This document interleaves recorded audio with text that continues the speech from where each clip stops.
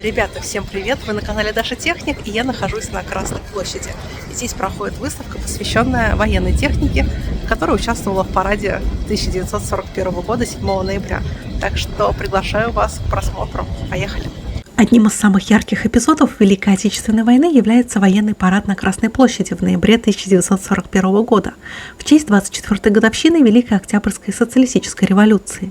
В те дни враг стоял фактически у стен столицы, но храбрость и мужество бойцов и командиров Красной армии, а также мудрость и решимость военно-политического руководства страны позволили в корне изменить ситуацию, разгромить врага и перейти в контрнаступление.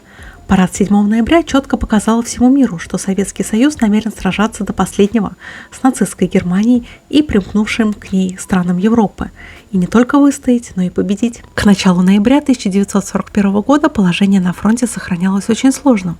Значительная часть европейской территории СССР оказалась под властью оккупантов.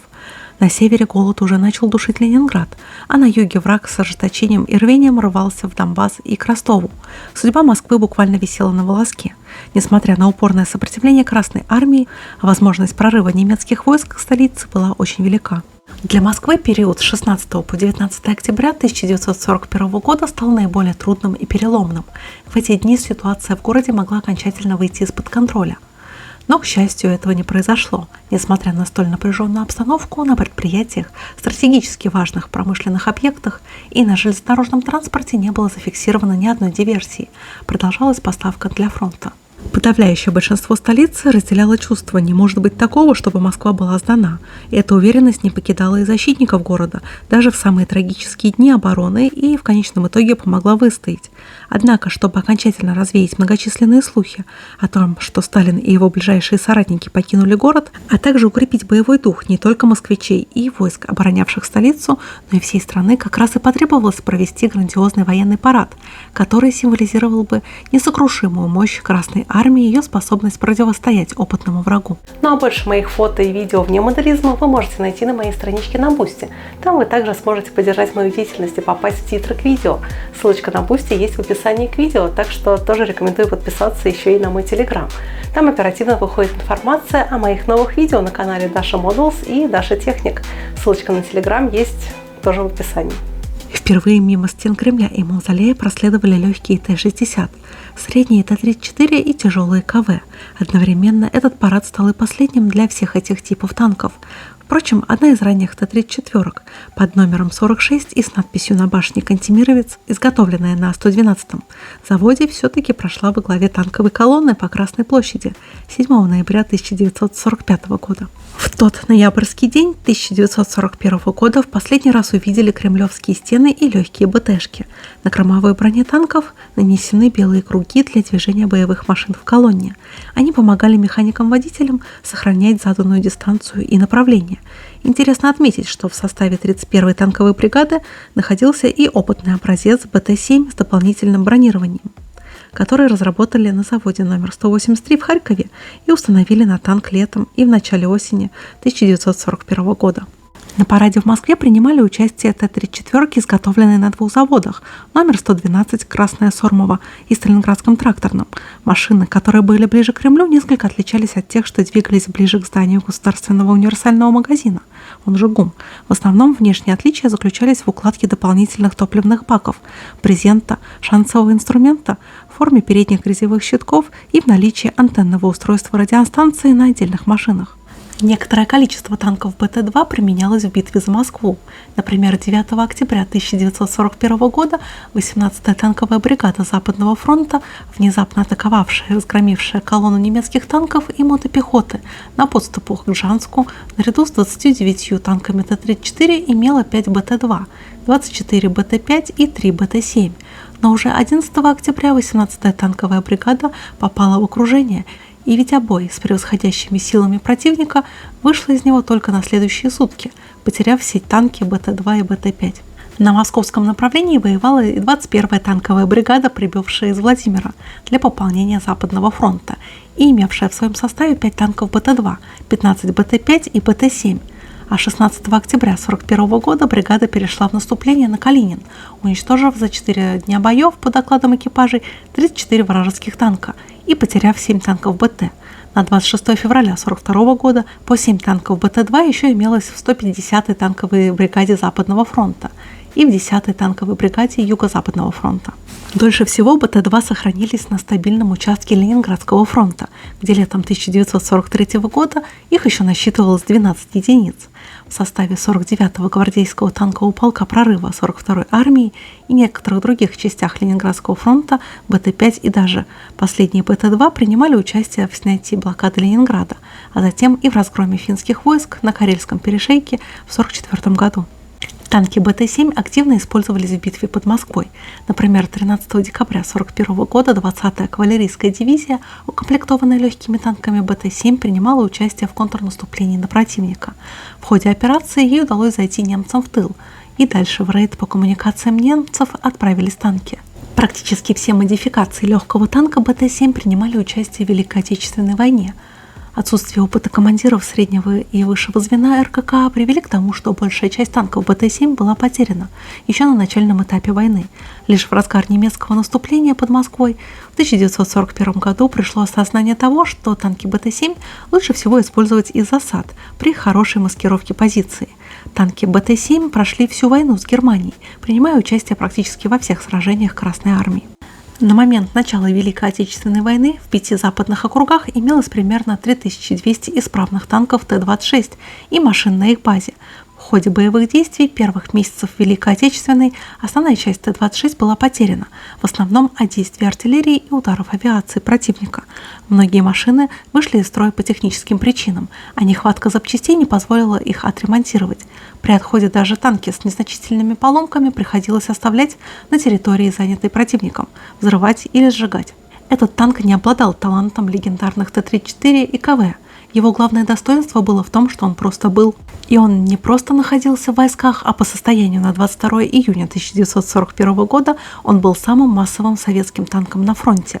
Ведь малоуязвимых КВ в западных округах не наберется и 500, а исправных Т-34 и то около 1000, а танков Т-26 было десятки тысяч. Большинство экспертов склоняется к мнению, что к началу Великой Отечественной войны танк Т-26 морально устарел.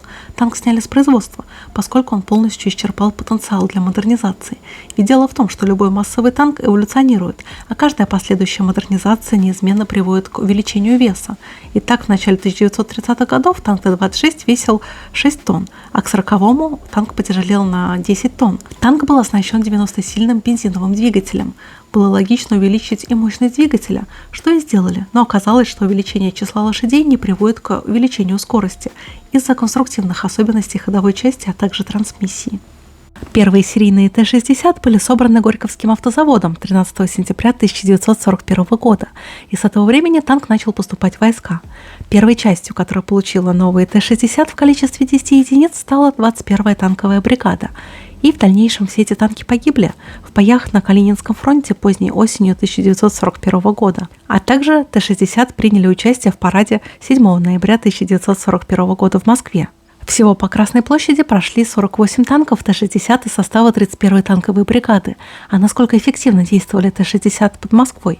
В специфических условиях Московской битвы, когда отсутствовала сплошная линия фронта, боевые действия велись на отдельных направлениях и, как правило, вдоль дорог. Т-60 вполне успешно применялись из засад, а во время атак поддерживали наступление пехоты. После завершения Московской битвы Т-60 в силу нехватки средних и тяжелых танков активно использовались до второй половины 1942 года. В танковых боях у Т-60 оставалось все меньше шансов в противостоянии с танками противника. Зато немецкой пехоте и легким САУ этот подвижный и малозаметный танк при грамотном применении мог принести немало бед. Так маршал бронетанковых войск Катуков в своих воспоминаниях приводит эпизод, когда в боях на Воронежском направлении летом 1942 года 2 Т-60, скрываясь во ржи, вошли в тыл наступающей немецкой пехоте и огнем из автоматических пушек обратили противника в бегство. Плавающие танки Т-37 и Т-38, и они внешне похожи, а отличить их довольно просто по расположению башни. У танка Т-37 башня располагается с правой стороны корпуса, а у Т-38 с левой. По состоянию на 1 июня 1941 года в Красной армии имелось более 1000 танков Т-38 и более 2000 Т-37. Основная их масса была потеряна в первый месяц Великой Отечественной, так и не вступив в бой с врагом. Причем главным образом танки бросали или подрывали свои же экипажи из-за поломок и неисправностей.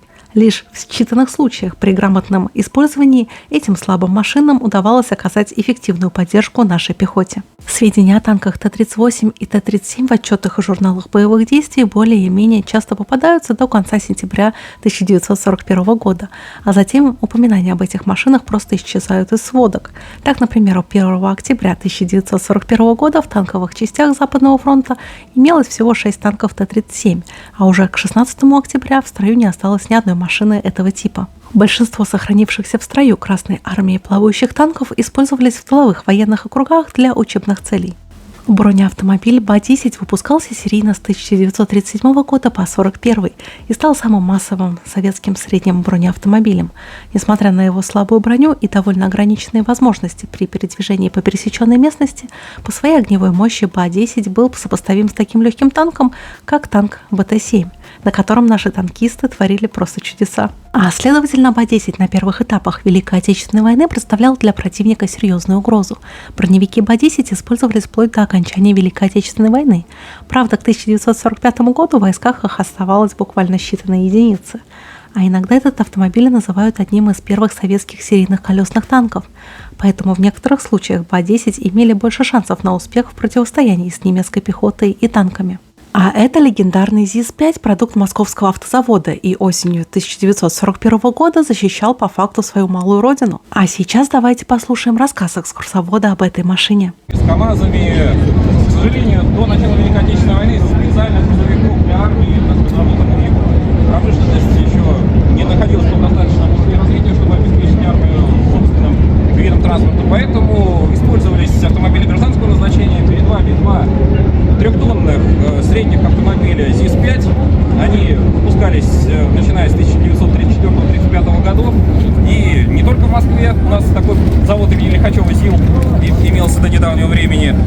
Тогда это назывался завод имени Сталина, ЗИС, вот вы можете видеть буквы. Ну и во время Великой Отечественной войны, когда завод эвакуировался на Урал, производство было налажено в Челябинской области, на МИАСе, где, собственно, сейчас Уралы выпускают. Так и осталось какое-то производство в Москве. Ну, в данном случае машины восстановлены на вариант довоенный. Вы видите такие округлые крылья. В годы войны, естественно, и нехватка металла, и нехватка различных прессов, форм. Их делали довольно такой грубой, усеченной формы. Кабина еще раннего образца. Данные машины оказались неприхотливыми, действительно, трудягами войны. Они буксировали даже порой то, что, казалось бы, больше их возможностей. Вот такие же гаубицы дивизионные, различные противотанковые орудия, зенитные орудия, дивизионные. И, в общем-то, тоже в Ленинграде, в блокадном Ленинграде из-за нехватки бронетехники на такие машины даже устанавливали отдельные элементы брони, защищали кабину и в кузов даже устанавливали вот ту 45-ку, которую вы видели. И такие импровизированные броневики у нас имели место. Но, тем не менее, объем выпуска был довольно колоссальный. Их выпустили порядка 200-300 тысяч экземпляров. Сейчас довольно сложно это перевести цифру, поскольку и с эвакуированными предприятиями. Машины служили в народном хозяйстве и после Великой Отечественной войны, а выпуск их закончился уже где-то к началу 50-х годов. Выпускались они также и в Ульяновске, где уже было налажено производство УАЗов. То есть машина послужила на славу и армии, и в хозяйстве. На момент начала Великой Отечественной войны МиГ-3 были новейшими истребителями. И неудивительно, что именно они 22 июня 1941 года встретили в родном небе стаи вражеских самолетов, утюживших огнем приграничные территории, и понесли огромные потери. В западных военных округах на вооружении состояло 917 троек, а на третий день войны их осталось 380. Не для боя над самой землей предназначались эти самолеты. Они создавались, чтобы встречать врага на больших высотах, перехватывать и уничтожать, превосходя в скорости и маневренности. Они были бы отличными пограничными патрульными звеньями службы ПВО, что и произошло вскоре, а близость к поверхности лишала их основных преимуществ. Но это нисколько не мешало летчикам выполнять свой долг. И когда 22 июня 1941 года фашистская авиация совершила первый налет на Москву, МиГ-3 прикрыли столицу своими наполовину металлическими, наполовину деревянными фюзеляжами. И-16 в 1941 году активно применялись на фронте, сохраняя преимущество хорошо освоенного летным составом и техническим персоналом самолета. Число И-16 в составе ВВС действующей армии быстро сокращается. Несут потери и авиационные части флота. Сами истребители применяются без каких-либо ограничений и выделения им вспомогательных задач. И-16 участвуют в обороне Москвы и Ленинграда в составе специально созданных истребительных авиакорпусов.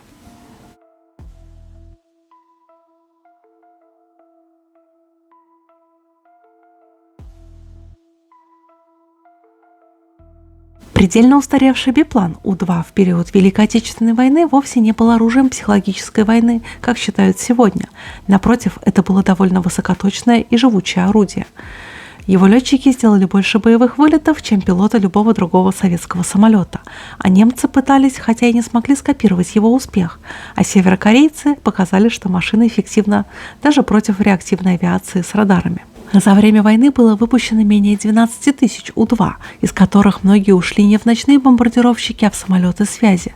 И это втрое меньше, чем известных штурмовиков Ил-2, поднимавших вдвое больше бомб, чем У-2.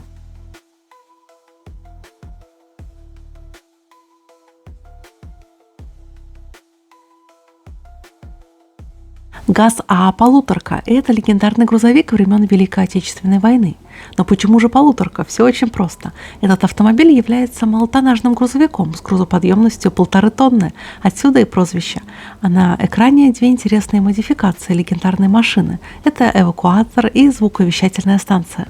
Практически сразу с началом войны автомобиль начал претерпевать серьезную модернизацию, направленную в первую очередь на удешевление и ускорение производства.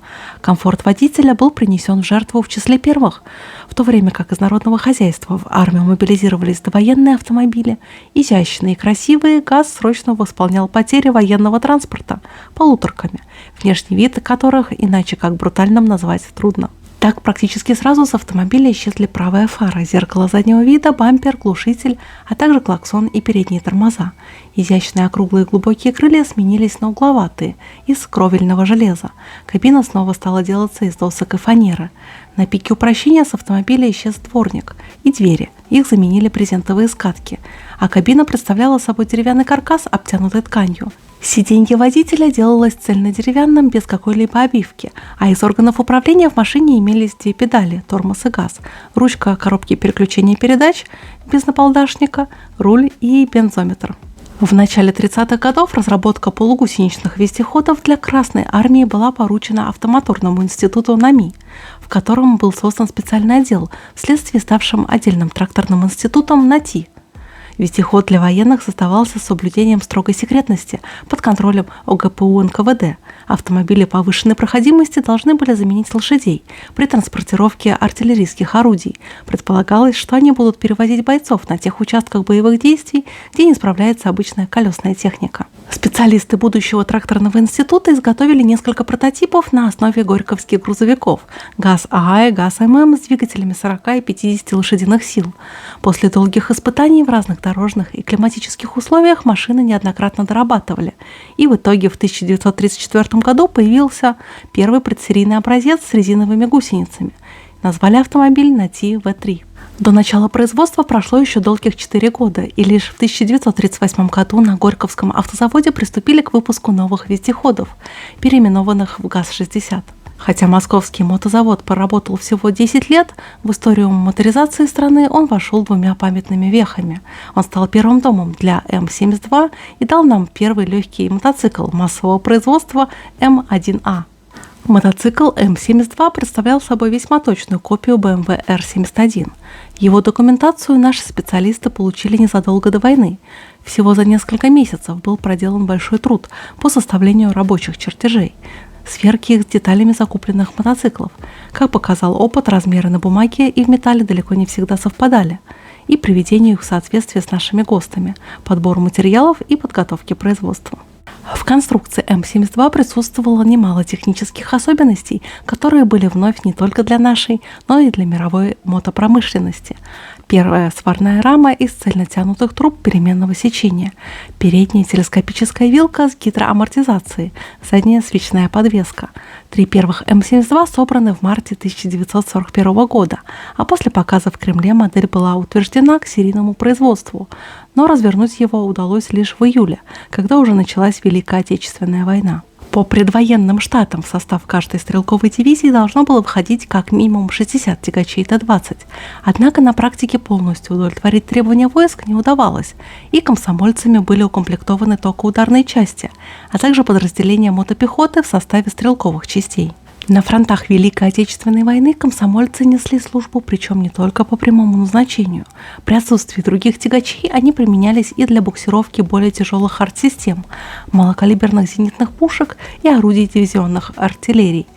В период тяжелых оборонительных боев летом 1941 года при обороне и нанесении контрударов по врагу Т-20 благодаря пулеметному вооружению использовались для борьбы с пехотой и в качестве бронетранспортера. Сталинец – линейка легендарных советских тракторов, тотально доминирующих с 1932 года по 1942 среди сельхозтехники. Производитель техники – промышленный гигант Челябинский тракторный завод. Прототипом этого тихоходного тяжеловеса стал американский трактор «Катерпиллер». Первенец получил имя в честь славы СССР, а цифра в названии обозначала 60 лошадиных сил, которые развивал мотор новой машины. Сейчас в это сложно поверить, но сельхозтехнику также использовали как боевые единицы во время Великой Отечественной войны, и она даже внесла свой вклад в дело общей победы. Во время войны вместо плугов и культиваторов сталинец буксировал артиллерийские орудия. Особенно удобно было, что со временем его стали производить с закрытой кабиной.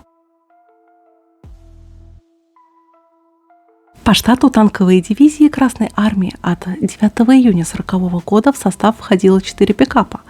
И с началом Великой Отечественной войны большинство ГАЗ-М415 и ГАЗ-4 из народного хозяйства были мобилизированы и широко применялись как на фронте, так и в тылу.